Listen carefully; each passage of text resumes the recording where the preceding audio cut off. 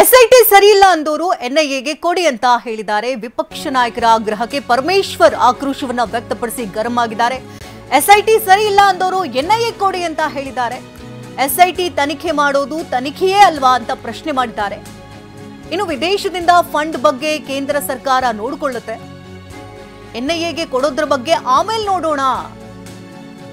ಇದೀಗ ಕೊಲೆ ಹೆಣ ಹೂತಿರೋ ಬಗ್ಗೆ ತನಿಖೆ ಆಗ್ತಾ ಇದೆ. ಎಸ್ಐಟಿ ಸಮಗ್ರವಾಗಿ ಇದ್ರ ಬಗ್ಗೆ ತನಿಖೆಯನ್ನ ಮಾಡಿದೆ.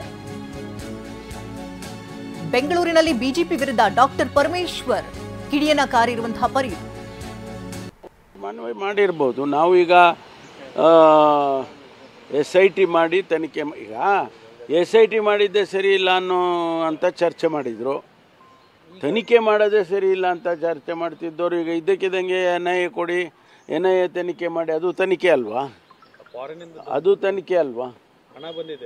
ಅದನ್ನು ಇನ್ನೇನವರು NIA ವ್ಯಾಪ್ತಿಗೆ ಆಮೇಲೆ ಯೋಚನೆ ಮಾಡಲಿ. ಅದನ್ನು ಹಣ ಬಂದು ಫಾರಿನ್ನಿಂದ ಫಂಡಿಂಗ್ ಆಗಿದೆ ಅಂತ ಅಂದಾಗ ಕೇಂದ್ರ ಸರ್ಕಾರ ಅದನ್ನು ನೋಡಲೇಬೇಕಾಗ್ತದೆ. ರಾಜ್ಯ ಸರ್ಕಾರ ಸ್ವಾಭಾವಿಕವಾಗಿ ನೋಡೋಕ್ಕಾಗೋದಿಲ್ಲ. ಆದರೆ ಇಲ್ಲಿ ನಾವು ಮಾಡ್ತಾ ಇರ್ತಕ್ಕಂಥದ್ದು ಏನು ಬೆಳವಣಿಗೆ, ಹೆಣಗಳು ಊತಿದ್ದಾರೆ, ಅಲ್ಲಿ ಕೊಲೆಗಳಾಗಿದೆ, ಅದು ಆ ಭಾಗ ನೋಡ್ತಾ ಇರ್ತಕ್ಕಂಥದ್ದು SIT.